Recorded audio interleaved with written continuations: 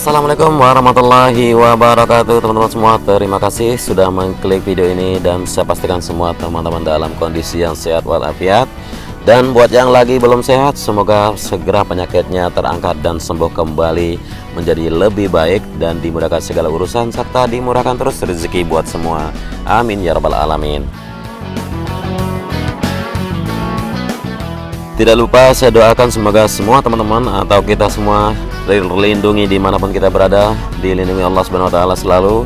Dan sekarang kita sudah berada di sirkuit MotoGP Mandalika kembali untuk melihat sama-sama pantauan sore atau pencapaian pada hari ini. Ya, terlihat dari awal video barusan persiapan untuk gerbang barat ataupun safety fence atau spectator fence sepanjang tikungan yang ke-15 dan menuju ke tikungan yang ke-16, bahkan menuju masuk ke jalur di mana masuknya entry di pit lane. Ya, dari kejauhan sini sedang terlihat proses pengaspalan yang dilakukan pada service road sebelah kanan dari tikungan yang ke-15 menuju tikungan yang ke-16 dan kembali menuju ke tikungan yang ke-17. Terlihat sekali sebuah persimpangan atau simpang 3 di depan sini, di mana sebuah alat paver atau alat pengaspalan bersama sebuah unit truk yang menuangkan aspal.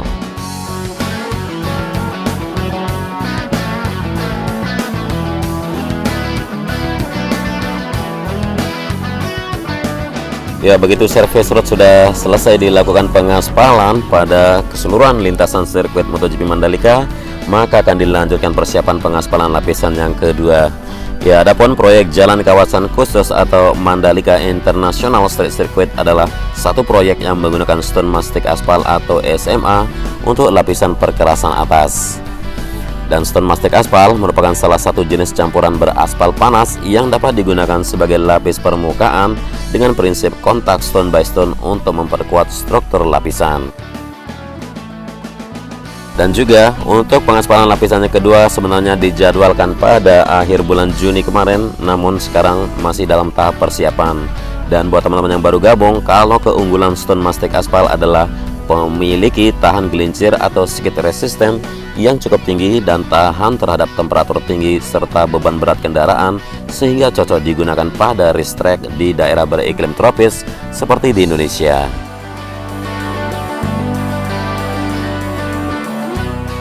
Adapun bahan pembentuk lapisan SMA diambil dari beberapa daerah di Indonesia seperti agregat kasar yang berasal dari Palu, Sulawesi Tengah, agregat halus yang berasal dari Lombok Timur, dan limestone filler yang berasal dari Jawa Timur.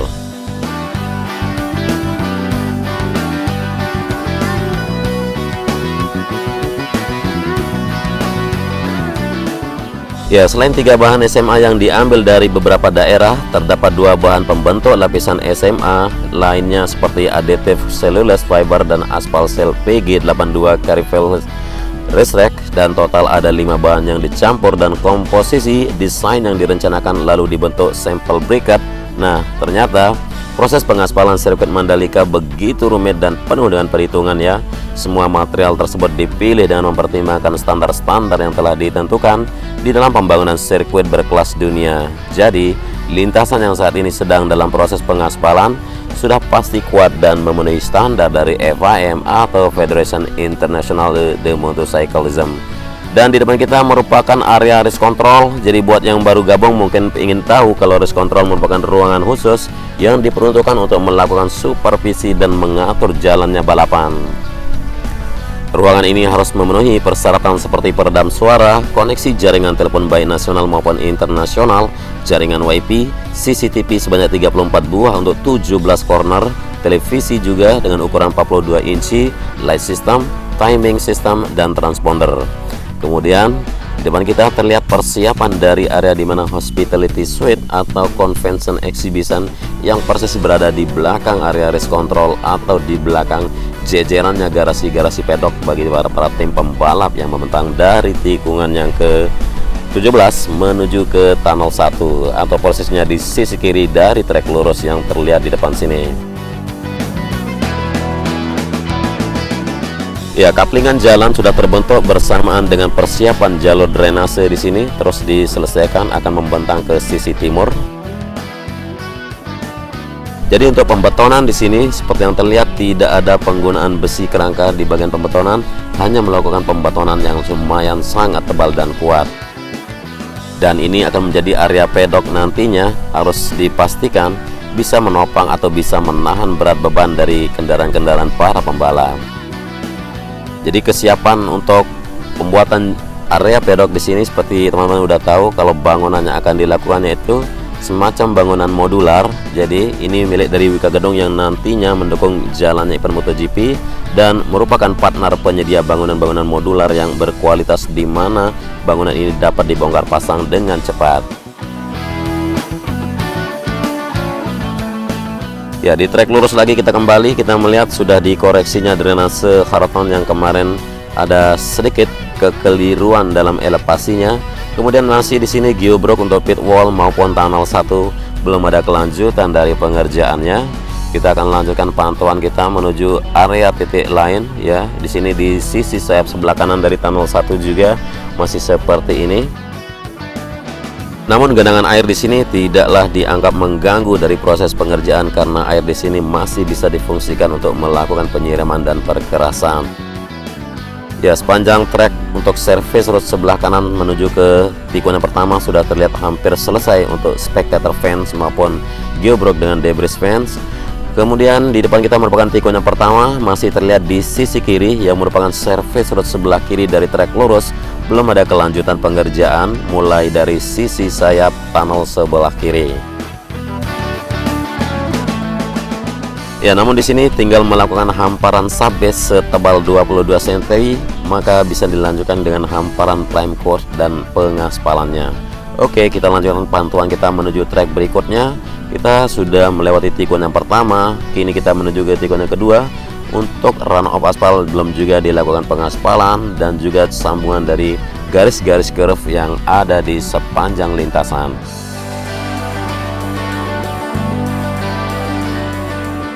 Ya, jadi teman-teman tidak usah khawatir untuk masalah pedok dulu, karena prefab atau pabrikasi terdiri dari komponen-komponen material struktur dan finishing yang sudah dipotong sesuai ukuran yang dibutuhkan di pabrik lalu dirakit di sirkuit ini. Selain itu bangunan juga menggunakan prefab ini bisa mengirit waktu sampai 30 bahkan 40% selesai lebih cepat dengan mutu yang terjamin.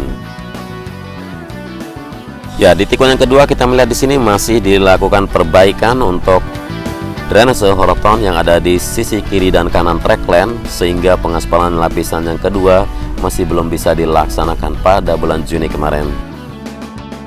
Sedangkan untuk sisi lain yang bisa kita pantau untuk perkembangan dari spectator fence sudah mulai diselesaikan di area sini.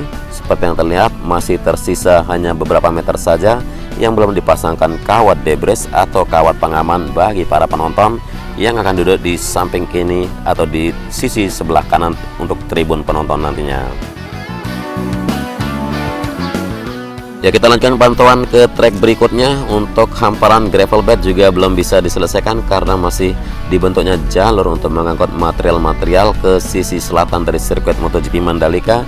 Tapi ini tidaklah dirasa sulit karena nanti akan dihamparkan lagi begitu lapisan yang ketiga dari track lane sudah tuntas.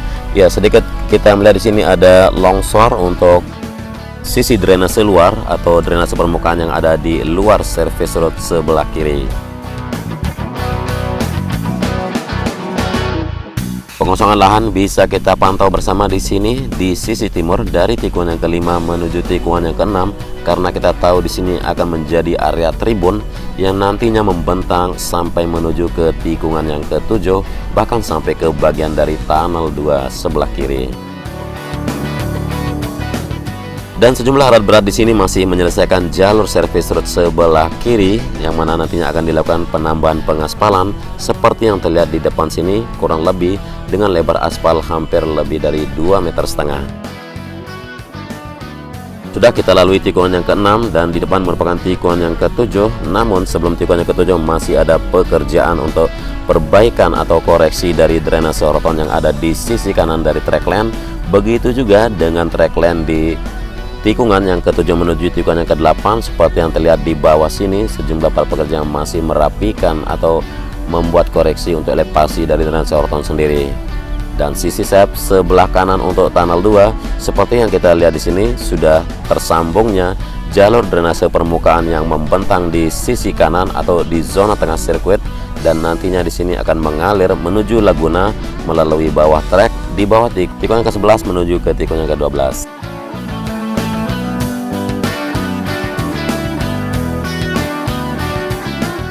Ya, kita akan pantau sisi sayap sebelah kiri dari tunnel 2.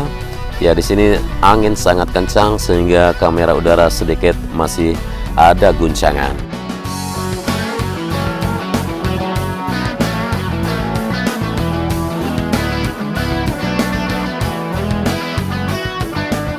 Ya, terlihat sekali semua instalasi yang dilakukan di bagian dari tunnel 2 di sini.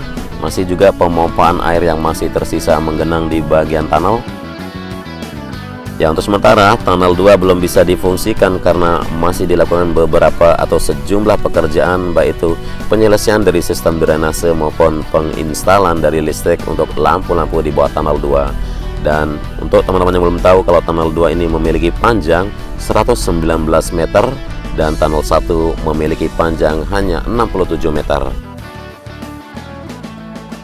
Ya, drainase rotan di sisi kiri dari trek line terus dilakukan koreksi di sini. Kita bisa pantau langsung menuju ke trek berikutnya. Ya, hamparan gravel di kiri dan di kanan masih tinggal sedikit lagi untuk diratakan atau disempurnakan. Sedangkan penanaman rumput untuk sisi kanan dari trek line di tikungan ke-9 menuju tikungan ke-10 sudah terlihat hampir selesai.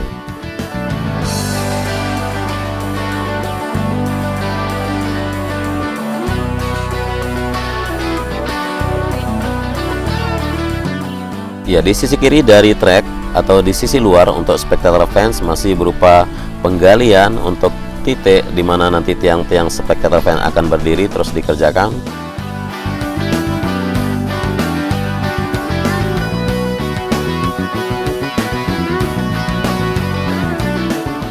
Ya, kebetulan di sore kali ini air sedang surut, jadi pemandangan Laguna yang biasanya kita pantau terisi air dan membiru seperti birunya langit di atas sirkuit, hari ini terlihat kering dan tandus, bahkan terlihat sedikit gersang.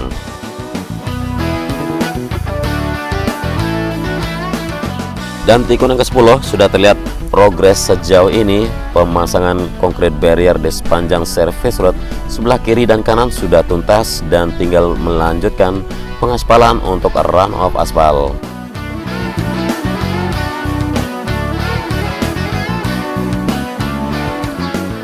Ya, masih tersisa beberapa titik untuk spectator fence, tiang-tiang pagar pembatas sisi luar belum mulai dikerjakan di sini dan akan dituntaskan paling tidak dalam minggu ini. Semua akan tuntas membentang dari tikungan yang ke-10 menuju ke tikungan yang ke-12.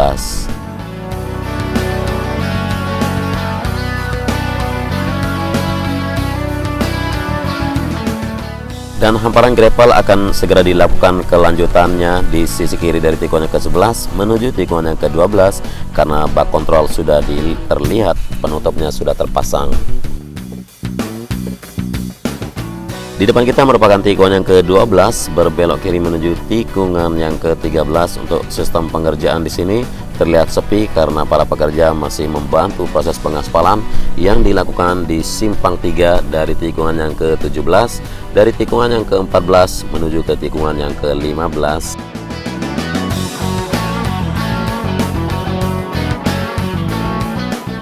Ya, walaupun gambar sedikit shaky, tapi saya rasa teman-teman masih jelas bisa memandang atau memantau di sini bersama-sama.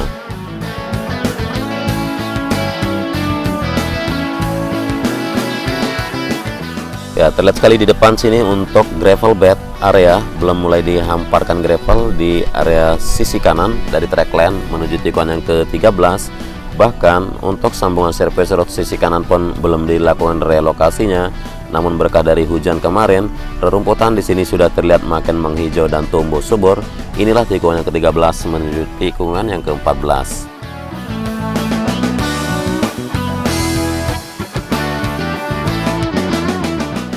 Kamera udara saya terbangkan di saat sore hari, hampir menunjukkan jam 5 lewat. Jadi pemandangan di sini agak siluet tapi semoga saja masih terpantau jelas dan progres yang signifikan sekali untuk service road sebelah kiri, di mana area masjid yang sudah dilakukan relokasi dan sistem pengaspalan sudah hampir terlihat tuntas di simpang 3 di depan sini. Kemudian persiapan area rumput di sisi kanan dari track lane dari tikungan yang ke-14 menuju tikungan yang ke-17 terus diupayakan selesai secepatnya. Ya, kemarin ada yang bilang kalau track lane sangat sempit, tapi di sini beberapa kendaraan bisa menjadi acuan seberapa lebar dari track lane. Dan track lane sendiri memiliki lebar 15 meter, belum lagi di sisi tikungan juga ditambahkan dengan run of aspal yang bisa sama lebarnya, bahkan lebih lebar dari track lane sendiri, sehingga ada sekitar 30 meter lebih, terutama seperti yang terlihat di tikungan yang ke-16 di sini, bahkan di sejumlah tikungan yang ada di setiap lintasan sirkuit MotoGP Mandalika.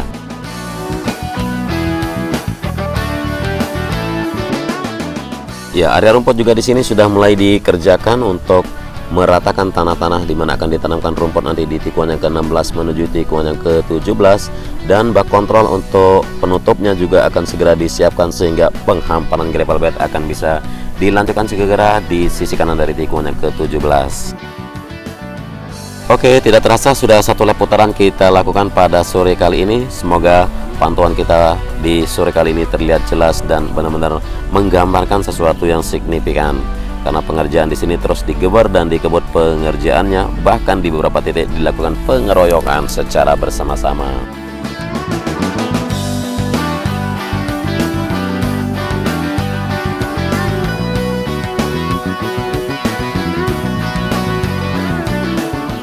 Ya, kurang lebih dari narasi maupun visual yang saya sajikan, mohon maaf yang sebesar-besarnya. Jaga terus protokol kesehatan dan terima kasih menyimak sampai akhir durasi. Wassalamualaikum warahmatullahi wabarakatuh.